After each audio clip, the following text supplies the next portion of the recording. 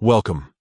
In today's video, we're diving into how you can share your workplace information with friends on Facebook using the latest update.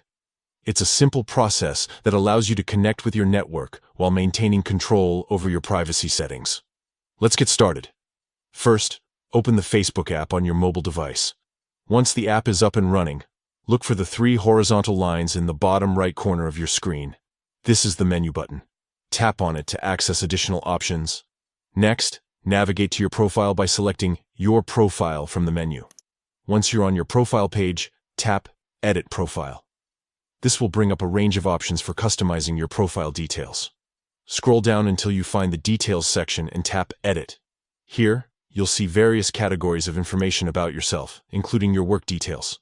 Under the Work section, locate the pencil icon next to your workplace information and tap it. Now, it's time to adjust who can see this information.